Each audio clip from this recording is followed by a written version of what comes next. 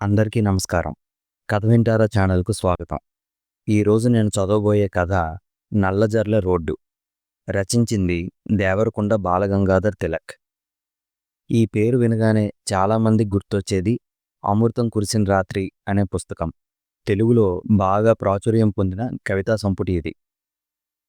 దేవరకొండ బాలగంగాధర్ తిలక్ 1921లో పశ్చిమ గోదావరి జిల్లాలో జన్మించారు. 1966లో కన్నుమూశారు. అతను కవితలు, కథలు, నాటకాలు రచించారు.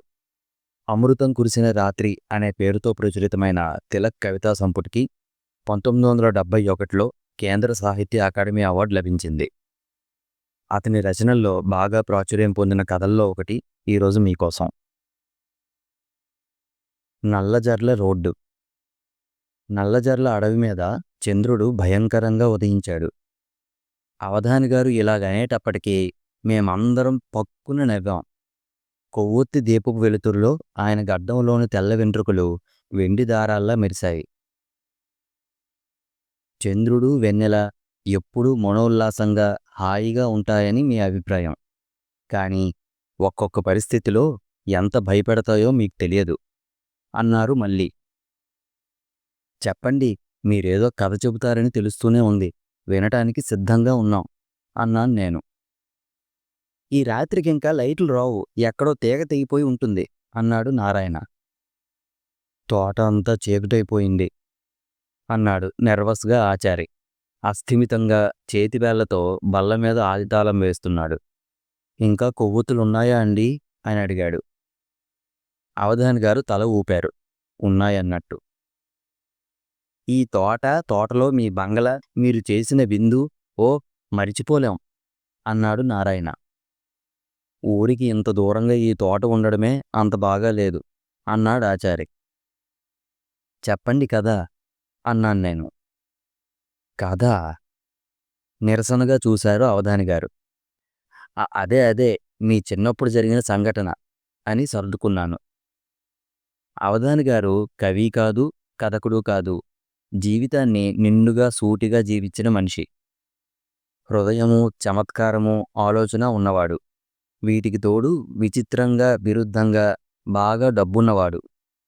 ఆయన చెప్పడం మొదలుపెట్టారు. ఏలూరులో చూసుకోవాల్సిన పని అంతా అయిపోయింది. ప్లేడర్ గారు పక్కలు ఏర్పాటు చేయిస్తానన్నా వెనక కారు స్టార్ట్ చేశాడు రామచంద్రం. 10 గంటలు దాటింది రాత్రి.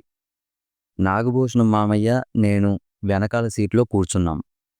ప్లేడర్ గారు కారు దగ్గరికి వచ్చి, నా మాట విన్నారు కాదు అన్నారు. అబ్బే, ఎంతసేపండి, సరిగ్గా తొక్కితే 1 గంటన్నరలో తణుకులో పడతాం, మీరేం ఇదవకండి అన్నాడు రామచంద్రం.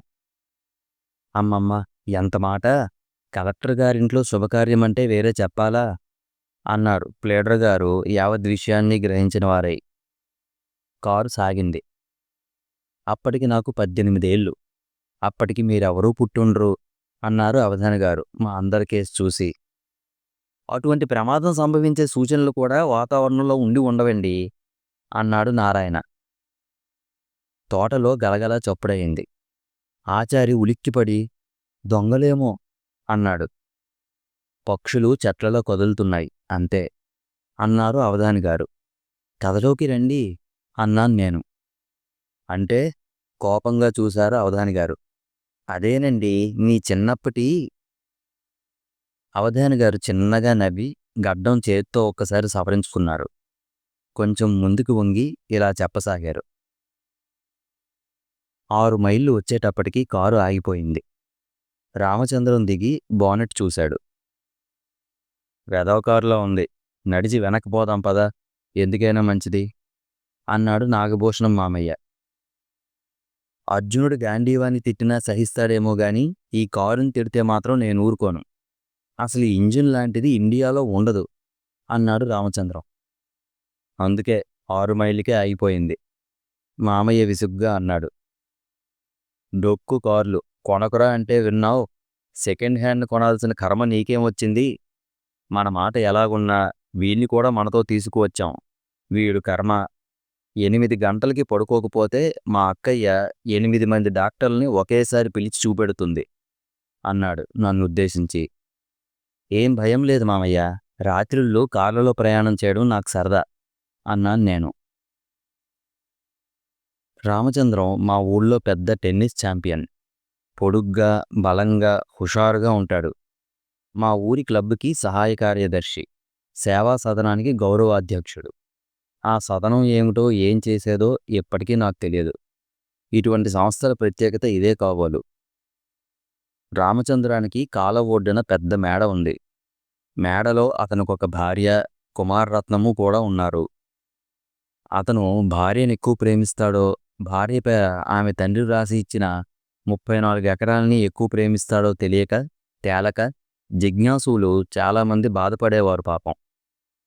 మా నాగభూషణం మామయ్యకి వరుసకి బావ అవుతాడో, బావమరిది అవుతాడో, ఇటువంటి బోగట్ట నాకు సరిగ్గా తెలియదు, మా ఆవిడికి తప్ప. అసలు నాగభూషణం నాకు వేలు విడిచిన మేనమామ. అందరము ఒకే ఊళ్ళో ఉండడము, రాకపోకలు, శుభకార్యాలు, మంచి చెడ్డల్లో ఒకరినొకరు ఆదుకోవడము, ఇలాంటి వాటి వలన ఈ కుటుంబాలన్నిటికీ చనువు, గాఢ స్నేహం ఏర్పడ్డాయి. నాగభూషణం కూడా ఊళ్ళో చెప్పుకోదగినవాడు. ఎంఏ చదివాడు. పెద్ద కలప వ్యాపారం నడుపుతున్నాడు. ప్రతి ఏడాది భగవద్గీత మీద, ఉపనిషత్తుల మీద పెద్దవాళ్ళని పిలిపించి ఉపన్యాసాలు ఇప్పిస్తుంటాడు. కట్టడం ఎప్పుడూ ఖద్దరే గాని జిల్లా బోర్డు ప్రెసిడెంటు ఏ పార్టీ అయితే ఆ పార్టీనే బలపరుస్తాడు. దివ్యజ్ఞాన సమాజానికి ఉపాధ్యక్షుడు. ఊళ్ళోకి కలెక్టర్ వచ్చినా, మంత్రి వచ్చినా ఇతని ఇంట్లోనే మకాం. కారు బాగుపడిందా అండి అన్నాడు నారాయణ మధ్యలో అడ్డు వచ్చి. ఆ రామచంద్రం కారు చుట్టూ 2 సార్లు ప్రదక్షిణం చేశాడు. కొంతసేపు గొనుక్కున్నాడు. కారు కింద మీద ఏవో పరీక్ష చేశాడు. చివరికి ఆల్ రైట్ అంటూ కారులో కూర్చున్నాడు. కారు సాగింది. ఎర్రని పొడిగాటి రోడ్డు మీద కారు వెళుతుంటే చల్లని గాలి మొహానికి కొడుతోంది.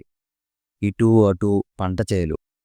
కారు లైట్ల కాంతిలో నెంబర్లు వేసిన మైలురాళ్ళు ఒకటొక్కటే జారిపోతున్నాయి. నల్లని ఆకాశం మీద జ్వాలాపుష్పాలలాగా నక్షత్రాలు మెరుస్తున్నాయి, మండుతున్నాయి. చీకటిలో ప్రకృతి గాంభీర్యం వహిస్తుంది. దేవుడులాంటి అనిర్వచనీయమైన శక్తి సన్నిహితంగా ఉన్నట్టు ఉంటుంది. మామయ్య నన్ను బిఏ ఎక్కడ చదువుతావని అడుగుతున్నాడు.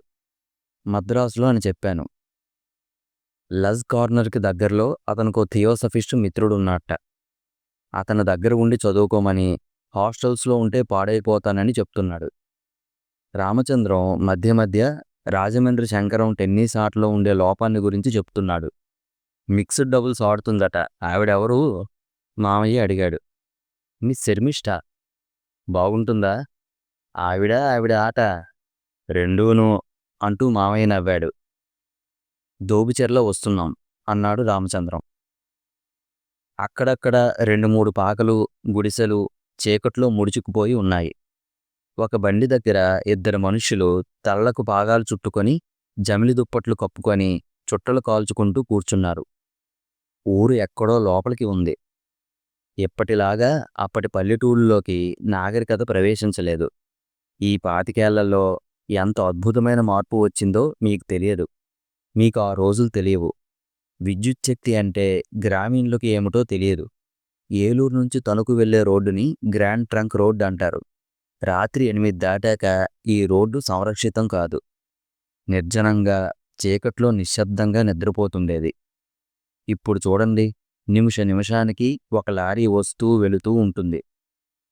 ప్రతి గ్రామం నుండి కూరలు, పసుపు మొదలైనవి ఎగుమతి అవుతున్నాయి. ఈ దోబిచెర్లలో ఇప్పుడొక డేరా సినిమా కూడా ఉంది. గ్రామీణులు ఈనాడు చుట్టల కన్నా సిగరెట్లు ఎక్కువ కాలుస్తున్నారు. మొన్న కారులో వస్తూ చూశాను. వెంకట్రామన్న గూడెంలో బ్యాడ్మింటన్ పోటీలు జరుగుతున్నట్టు పెద్ద బోర్డు వ్రాసి ఉంది. పొడుగునా కాగితపు జెండాలు కట్టివేశారు. అక్కడ 2 న్యూ మోడల్ కార్లు కూడా ఉన్నాయి. 25 ఏళ్ల క్రితం ఉన్న స్థితికి ఇప్పటికీ ఉన్న వ్యత్యాసం చాలా తీవ్రమైనది. సాధారణంగా 2 దశాబ్దాలలో ఇంత మార్పు ఎక్కడా చరిత్రలో జరగదు. కానీ ఒక్క ఉమ్మడిగా భూస్వామ్య వ్యవస్థ మీదకు పారిశ్రామిక విప్లవము, సైన్స్ పరిణామ ప్రయోజనము దాడి చేసేటప్పటికీ పాతవి విచ్ఛిన్నం చేస్తూ నవీన లోకం కఠినంగా స్థిరపడుతోంది. ఈ తీవ్ర వేగానికి తట్టుకోలేక మనుష్యులు, సమాజము తమ చుట్టూ గోడలను కట్టుకొని లోపల దాక్కుంటారు. దేశానికేదో కీడు మూడిందని గోల పెడతారు. మీరు కథని ఆఫ్ చేశారు అని జ్ఞాపకం చేశాడు నారాయణ, అవధాని గారి ఉపన్యాస ధోరణికి కొంచెం భయపడి. అవును, కథ ఆగిపోయింది. ఎందుకంటే కారు కూడా సడన్గా అక్కడ ఆగిపోయింది అన్నాడు అవధానిగాడు చిన్నగా నవ్వుతూ. కొవ్వొత్తి అయిపోతుందండోయ్ అన్నాడు ఆచారి. వాడి చూపు దానిమీదే ఉంది మొదటినుంచి. అవధానిగారు సొరుగులోంచి ఒక కొవ్వొత్తి తీసి వెలిగించారు. ఇంక ఒక్క కొవ్వొత్తి మాత్రం ఉంది, ఇది కాక అన్నారు. చచ్చాం అన్నాడు ఆచారి. ఎందుకురా అంత భయం ప్రశ్నించాడు నారాయణ. నాకు చీకటంటే పడదు అన్నాడు ఆచారి దిగులుగా తోటలో పేరుకొని ముద్దకట్టిన చీకటిని చూచి. ఇంతలో ఏదో వికృతంగా సన్నగా కోత వినపడింది. ఆచారి భయంతో చటుక్కున లేచి, ఏమిటది అవధానులు గారు అని అడిగాడు. నక్కలు. మీ తోటలో నక్కలు కూడా ఉన్నాయా అండి? తోటలో కాదు, శ్మశానంలో ఉంటాయి. శ్మశానమా? ఆచారి గొంతు తడబడింది, వణికింది. అవును, తోటకి అవతల కాస్త దూరంలో ఉంది. అవధాని గారు తాపీగా, జాగ్రఫీ మేస్టారు తూర్పున బంగాళాఖాతము, దక్షిణమున హిందూ మహాసముద్రం ఉన్నో అని చెప్తున్నంత నిర్లిప్తతతో అన్నారు. నోర్ముయ్యి ఆచారి, ఇంత వయసొచ్చి కూడా ఇంతమంది ఉండగా ఈ భయం ఏమిటి? నవ్వుతారెవరైనా వింటే అన్నాడు నారాయణ కోపంగా. నాకు దెయ్యాలంటే తెగ భయం. అయితే నర్వస్గా నవ్వాడు ఆచారి. ఈసారి బల్ల మీద ఆదితాళం తొందరగా వేస్తున్నాడు. నక్కల కోతలు అప్పుడప్పుడు ఘోరంగా వినపడుతూనే ఉన్నాయి. చెప్పండి అన్నాను నేను అవధాని గారితో. రామచంద్రం విసుగ్గా కారులోంచి దిగాడు. మొదట్నుండి నువ్వు అపశకునం మాటలే మాట్లాడుతున్నావు. అందుకే అభిమానపతి అయిన నా ఫోర్డు మారం చేస్తుంది అన్నాడు నాగభూషణంతో. బోనెట్ తీసి పరీక్షించాడు. సరిగ్గా కనబడ్డం లేదు ఈ గుడ్డి వెన్నెల్లో అన్నాడు. అంతవరకు వెన్నెలు ఉన్నట్టు మాకనిపించలేదు. ఆకాశం మీదకు చూశాను. జేగురు రంగుగా ఉన్న చంద్రుడి మీద పల్చని మబ్బులు తారాడుతున్నాయి. రామచంద్రం చుట్టలు కాల్చుకుంటూ కూర్చున్న ఆసామీలను పిలిచాడు. కొంచెం అగ్గిపుల్లగేస్తారా, కారు ఆగిపోయింది అని అడిగాడు. వాళ్ళు కుతూహలంగా ఒక్కొక్కటే అగ్గిపుల్ల గీస్తుంటే ఆ వెలుగులో ఏదో మరమ్మత్తు చేశాడు రామచంద్రం. థ్యాంక్స్ అంటూ కారు ఎక్కి కూర్చున్నాడు స్టీరింగ్ దగ్గర. ఏ ఊరు ఎడుతున్నారు బాబు అన్నాడొక ఆసామి. తణుకు అన్నాడు నాగభూషణం. శానా దూరం, జాగ్రత్త బాబు, అడవిలో ఏదో చిరుతపులి కనిపడిందని చెప్పుకుంటున్నారు. అలాగే అలాగే అని కారు స్టార్ట్ చేశాడు రామచంద్రం. కారు సాగింది. నాకు ఏదో భయంగా ఉంది.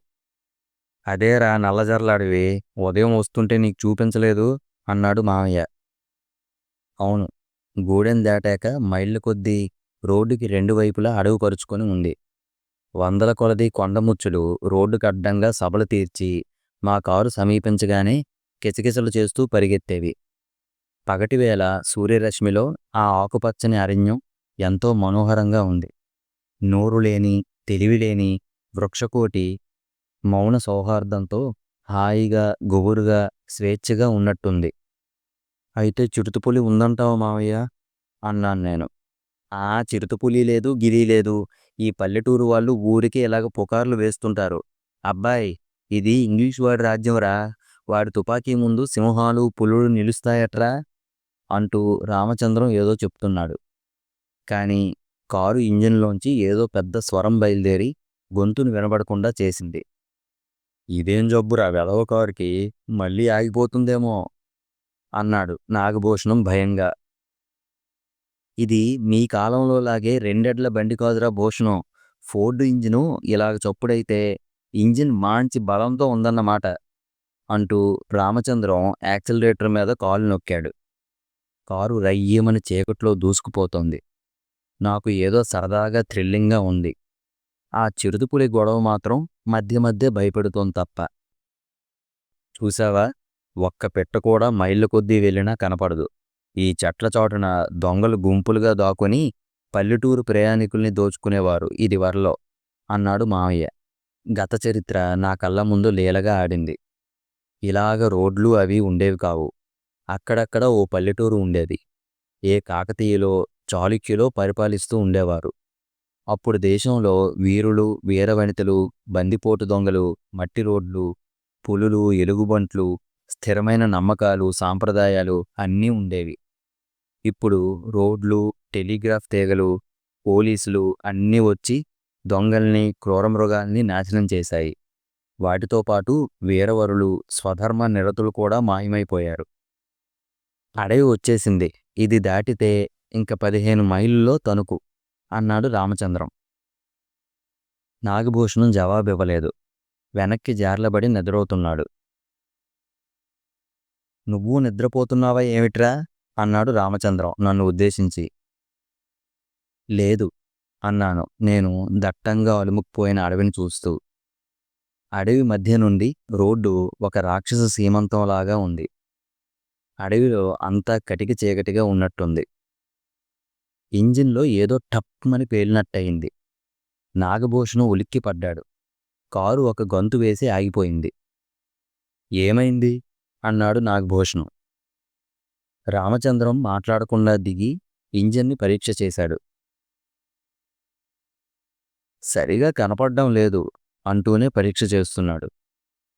కీచురాళ్ల కోతలు ఉచ్చస్వరంతో వినపడుతున్నాయి. నాగభూషణం కూడా దిగాడు. కంగారుగా అన్నాడు, ఏం బాగుపడుతుందా అని అడిగాడు.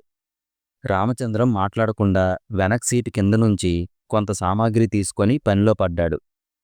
చిరుతపులి ఈ అడవిలోనేనా ఉంది అన్నాను నేను. మావయ్య ఉలిక్కిపడి ఎక్కడా అని ఒక గొంతు వేశాడు. వెధవై సడన్గా అలా అన్నావేమిట్రా అన్నాడు కోపంగా. రామచంద్రం పనిముట్లు టిక్ టిక్ మని చప్పుడు చేస్తున్నాడు. శ్రమ వలన అతని బరువైన ఊపిరి చప్పుడు కూడా వినపడుతోంది. మధ్య మధ్య ఎండుటాకుల్లో గలగలమని చప్పుడు, పక్షి కోతలు, కిచకిచలు, ఎన్నింటినీ మించిన భయంకరమైన నిశ్శబ్దం.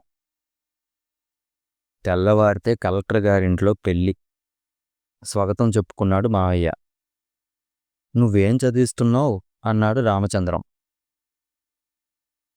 మనం వెళ్ళకపోతే ఎంత అభాస అవుతుంది అన్నాడు భూషణం. చిరుతపులి మనుషుల్ని తింటుందా మావయ్య? చిన్నవాడినైన నాకు ఒక పక్క భయం, మరో పక్క కుతూహలం. ప్లేడర్ గారు పక్కలు వేయిస్తానన్నారు. వినలేదు. కర్మం. మళ్ళీ భూషణం మావయ్య స్వాగతం. ఏదో చెప్పలేని భయం అందరిలో. వెన్నెల మరికాస్త వచ్చింది. ఆకాశం మీద చంద్రుడు ఎర్రగా ఉన్నాడు. అసహ్యంగా మానని పెద్ద వ్రణంలా ఉన్నాడు. నోరు, చెక్కిళ్ళు పెరికివేసిన శిరస్సులా ఉన్నాడు. వలయంలోంచి కొంత భాగం ఊడిపోయి ఉన్నాడు. నాకు చంద్రుణ్ణి చూడగానే మొదటిసారిగా భయం వేసింది. అనంతమైన శూన్యంలో నీరసంగా, నిగూఢంగా ఉన్న అడవి మీద చంద్రుడు ఏదో విపత్తుకు సూచనలాగా, దుశ్శకునంలాగా అనిపించాడు. వెలవెలబోతున్న వెన్నెల కూడా కాష్టభస్మంలాగా భయపెడుతోంది. అరగంట జరిగింది. రామచంద్రం పట్టుదలగా ఇంజిన్తో తిప్పలు పడుతున్నాడు. కారు బాగుపడదు. ఈ రాత్రి అంతా ఇక్కడ బిక్కుబిక్కుమంటూ ఉండాల్సిందే అన్నాడు నాగభూషణం. కాసేపాగి మళ్ళీ అన్నాడు, వద్దురా ఈ కారులో ప్రయాణం అంటే విన్నావు కాదు. మా ప్రాణాలు తీయడానికి వచ్చింది. కర్మం. రామచంద్రం సహనం కోల్పోయి, అబ్బా చంపకు, వెదవగోలా నువ్వు. బాగుపడకపోతే నువ్వు కారులో ఎక్కి స్టీరింగ్ దగ్గర కూర్చో. నేను తాడేపల్లిగూడెం వచ్చే వరకు తోస్తాను. నీ ప్రాణానికి నా హామీ, సరేనా అని అరిచాడు. మనుష్యుల గొంతులకి రోడ్డు వారనున్న చెట్లలో కలకలం రేగింది. ఒక్క క్షణం సద్దు అణిగింది. రామచంద్రం లేచి రేగిన జుట్టును వెనక్కి తోసుకొని, ఆఖరి ప్రయత్నం చేస్తాను. ఒక లావుపాటి కర్ర ఉంటే చూడాలి. కారుని పైకెత్తి పట్టుకోవాలి అంటూ రోడ్డు వారకు పోయి కర్రల కోసం వెతుకుతున్నాడు. నేను భయంతో ఆకాశం కేసి చూశాను. తెలుపు నలుపు కలిపిన చిరుమబ్బులు చంద్రుణ్ణి కప్పివేస్తున్నాయి. చలిగాలి వీస్తోంది. నాగభూషణం దిగులుగా కారు పక్కనే నించున్నాడు. రామచంద్రం కర్ర కోసం వెతుకుతూ 10 గజాల దూరం ముందుకు నడిచాడు. రోడ్డు వారనే చింత చెట్లు, రావి చెట్లు ఉన్నాయి. ఎప్పటివో ముసలి చెట్లు శాఖోపశాఖలుగా అంతటా ఆక్రమించి వేశాయి. ఒక పెద్ద మర్రి చెట్టు ఓడలతో చీకట్లో అసహ్యంగా, భయంకరంగా ఉంది. ఓడలు చీకటి పేగుల్లాగా వేలాడుతున్నాయి. చెట్టుకి మధ్య ఈత పొదలు, బ్రహ్మజముడు డొంకలు, రకరకాల తీగలు అల్లిబిల్లిగా చుట్టుకున్నాయి. ఒక గుడ్లగూబ అరుస్తూ ఒక చెట్టు మీద నుండి ఇంకో చెట్టు మీదకి ఎగిరింది. ఆ చప్పుడుకి ఉడతలు కాబోలు కిచకిచమంటూ పరుగులెత్తాయి. మనుష్యులకి నివాసం కాని ఈ కీకారణ్యం జంతువులకి సహజమైన ఆయుసంగా ఉంది. ప్రకృతి శాసనం తప్ప వాటికి వేరే జీవన విధానము, నియమము, నీతి లేవు. ప్రతి ప్రాణి ఇక్కడ తనను తాను రక్షించుకుంటూ తనకన్నా అల్పమైన దానిని భక్షిస్తూ బతుకుతూ ఉంటుంది. ఈ అడవి ఇలాగ ఎన్ని మైళ్ళు లోపలికి చొచ్చుకుపోయిందో. లోపల చిరుతపుళ్ళే కాదు, మనిషి మీద పడి నోట కరుచుకుపోయి ఏ పొదల్లోనో దాగి ఒక్కొక్క అవయవాన్నే సావకాశంగా చీల్చి రుచిగా భక్షిస్తాయి కాబోలు. ఈ అడవి మీద వెన్నెల అనవసరంగా, అసందర్భంగా ఉంది. అందుకే అడవి కాచిన వెన్నెల అంటారు. అదే కాదు, వెన్నెల సహజమైన సౌకుమార్యాన్ని, ఆహ్లాదత్వాన్ని కోల్పోయి దుర్మార్గంగా, దుస్సహంగా కూడా ఉంది. గుబురుగా ఉన్న ఆకుల మధ్య నుండి కొంచెం కొంచెం వెన్నెల నేల మీదకు జారి వందల కొలది కట్లపాములు, కొండపాములు పాకుతున్నట్టుగా ఉంది. మరీ లోపలికి వెళ్ళకు, జాగ్రత్త రోయ్ అంటూ భూషణం కేకవేశాడు. కారు బాగుపడకపోతే రాత్రి అంతా ఇక్కడ ఉండిపోవడమే అన్నాను నేను. నాకు భయంగా ఉంది. గొంతుక ఎండిపోతున్నట్టు ఉంది. మంచినీళ్ళు కావాలి అన్నాను. మంచినీళ్ళు ఎక్కడ దొరుకుతాయి? ఇదేం మీ ఇల్లు అనుకున్నావా? విసుక్కున్నాడు నాగభూషణం. నిస్సహాయత వలన నాగభూషణానికి అసహనం ఎక్కువైపోతోంది. నాకు ఎందుకో అమ్మ, మా ఇల్లు అన్నీ జ్ఞాపకం వచ్చాయి. లోపల లోపల చిరుతపులి వచ్చి కరుచుకుపోతోందన్న భయం అవ్యక్తంగా పెరుగుతోంది కాబోలు. నాకు ఏడుపు రాబోయింది. నాగభూషణం నా ఒళ్ళు నిమురుతూ అన్నాడు, భయపడుకురా అబ్బాయి, ధైర్యం తెచ్చుకోవాలి. 12 గంటలయింది. ఇంకో 4-5 గంటలు ఓపిక పట్టితే తెల్లవారిపోతుంది. కారు బాగుపడిందా సమస్యే లేదు. నేను మౌనంగా తలూపాను. హఠాత్తుగా భూషణో, పాము పాము అన్న భయవిహ్వలమైన కేక నిశ్శబ్దాన్ని కత్తిలా చీలుస్తూ వినపడింది. నాగభూషణం రామచంద్రం వెళ్ళిన వైపు 4 అడుగులు ముందుకు వేశాడు. దూరంగా రోడ్డు మీద ఒకవైపు నుండి మరోవైపుకి పెద్ద పాము మెలికలు తిరుగుతూ గుడ్డి వెన్నెల్లో మెరుస్తూ వెళ్ళిపోయింది. రామచంద్రం, రామచంద్రం అంటూ కేకలు వేస్తూ పరిగెత్తాడు నాగభూషణం.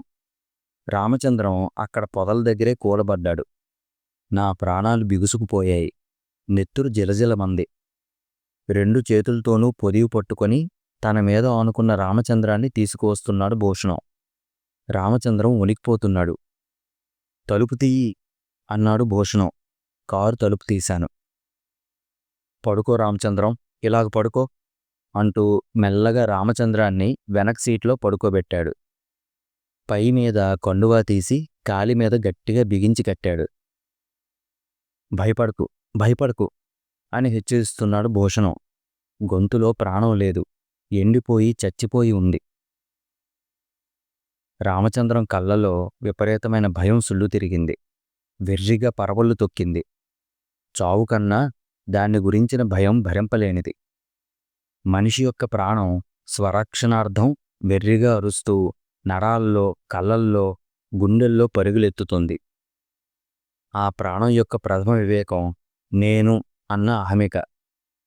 నేను అనుకునే ఆ ప్రాణం ఏడుస్తోంది, మొరపెట్టుకుంటుంది, మోదుకుంటుంది, గిజగిజలాడుతుంది. రామచంద్రం వణికిపోతున్నాడు. రామచంద్రంలోని నేను లుప్తమైపోతున్నాడు, కరిగిపోతున్నాడు. కోట్ల కొలది రక్తకణాల సైన్యాన్ని తన్ని తాను రక్షించుకుంటానికి యుద్ధానికి పంపిస్తున్నాడు. కాని పాము విషం ముందు ఎంత సైన్యము ఓడిపోతోంది. కాలకోట జ్వాల రక్తాన్ని, మాంసాన్ని, ధాతువుని అంతటా రూపహీనంగా పరుచుకున్న ప్రాణాన్ని కాల్చివేస్తోంది. భూషణం, నేను చచ్చిపోతున్నాను, చచ్చిపోతున్నాను అంటూ అరిచాడు రామచంద్రం బొంగురుగా, గాద్గదికంగా. భూషణం ఇటూ అటూ చూశాడు. ఎవరూ లేరు. చుట్టూ భయంకరమైన అడవి. ప్రతి నిమిషమూ అమూల్యమైంది. ఒక నిమిషం గడిచింది అంటే రామచంద్రం నివారింపలేని విపత్తులోకి జారిపోతున్నాడు.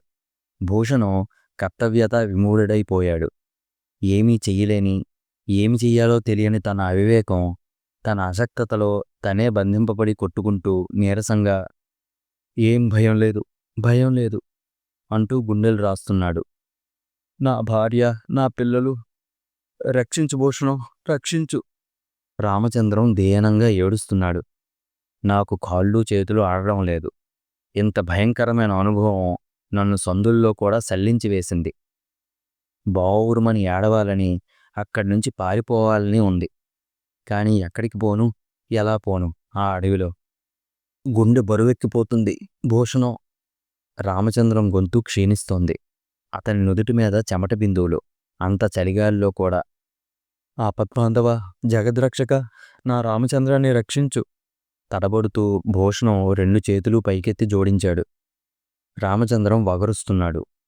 అతని కళ్ళు పిచ్చిగా ఉన్నాయి. పెదవుల చివరి నుండి నురగ కక్కుతున్నాడు.